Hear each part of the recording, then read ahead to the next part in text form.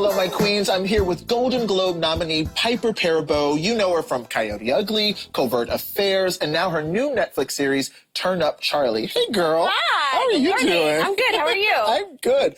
So I'm so excited about this new show because you are working with Idris Elba. He plays a DJ kind of down on his luck and enters your life, you as a mom and your daughter. Let's take a quick look. Charlie was playing a wedding last night. It was killing it. Yeah, it wasn't my normal gig. It was just a favour for a mate, you know. Music is music, right? Festivals, weddings, we all do the same thing. Mom's doing that thing that all successful women do, discrediting everything that she's achieved to make you feel less bad about yourself. Gabs, that's not what I'm doing. Gabs is like, listen, I just finished reading Bad Feminist by Roxane Gay for the 3rd time, and I'm not going to stand for it. I'm 11, and I'm about to speak. I love it. I love it. Really cool girl. Listen, something that I didn't know, Idris created the show. That's right. So did you just get like a phone call from Idris Elba one day? I mean, I heard that he was going to do a new TV show, Okay. so I was trying to figure out what was going on. Okay. And then, you know, he DJs in real life. Right. So when I heard it was about this sort of passion of his, I really wanted to do it because I think it's cool when you can sort of mix the worlds that you're passionate about. Absolutely. Did you talk about music and DJing a lot throughout the show? Oh, yeah. Like, I went because I don't know how to DJ. Right. So I called him and I was like, I'm going to need some help, bro.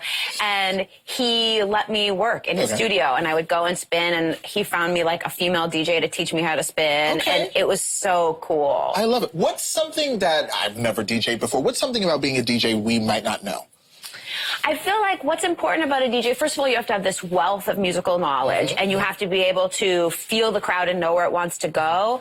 But one thing that I didn't realize, like the great DJs, the huge international big DJs. Like Diplo. Yeah. Musicians send them music. So they decide kind of what becomes the song of the summer because they have all these relationships. So before it's ever on the radio, before it's ever released, you'll hear it at a Diplo show. So like they're sort of setting the tone for the summer by what they choose. Oh, that's very powerful. It is really powerful, but I didn't realize that's where those things were dropping. I love it. Yeah. Can you DJ now? Like, I can DJ have now. You done it like at a party? You have? Not at a party, but I did it like in the show. Okay. But I don't have the wealth of knowledge of music that, I mean, you have to be a freak for it. A music library. You have to have a music library in your head. I love it. So in the show, you party in Ibiza a lot, which I'm very jealous. Have you ever been there? No. I just, I'll be honest with you, Piper. Okay. I wouldn't survive. It's making difficult. Choices. Oh, I see. Maybe it's not for It'd you. be a really good 24 hours, and then you have to crash and burn. Did you get to actually party and have fun besides on camera? I mean, I went to all the places where the parties are happening. I mean, when I was doing the show, I would go and see a lot of the big DJ spin, and a lot of them are friends with Idris, so I could just sit on the side of the stage and sort of observe what that behavior is like. And I wanted to be in those spaces, but you can't get... I don't know if you can swear on this show. Yes, you can. Okay, you can't get fucked up because then you're not going to remember what you're trying. So it was sort of weird to be in those places where everybody is messed up and you're not. You're just like, oh, man. So it was a sort of strange perspective, but it was helpful for the work. Totally. Well, of course, you play a mom on the show. You're a stepmom in real life. I am. And I read recently you said that you feel like you hit the jackpot in becoming a stepmother. What has being a stepmom taught you about yourself? I mean, I think one of the things that taught me, and it's especially relevant right now, is that the sort of how smart young people really are, and they want to be spoken to with respect, and they may not have experientially all the knowledge that you have, but they have ideas that are just as big and powerful.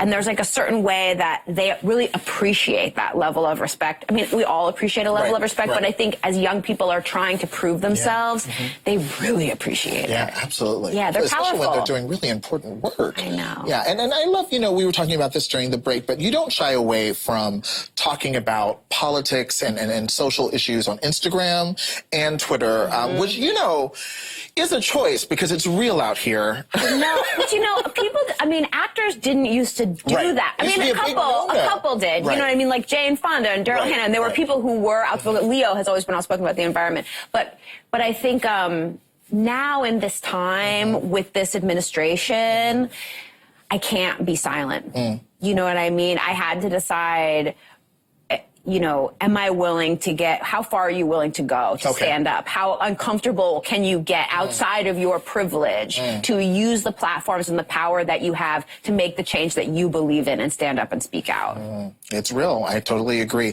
I also saw, and I think this relates to VoteRunLead as a project you're working on. Yeah, I work with this nonpartisan organization that trains women to run for office all across the country. I love that. There's a national training that's happening May 18th.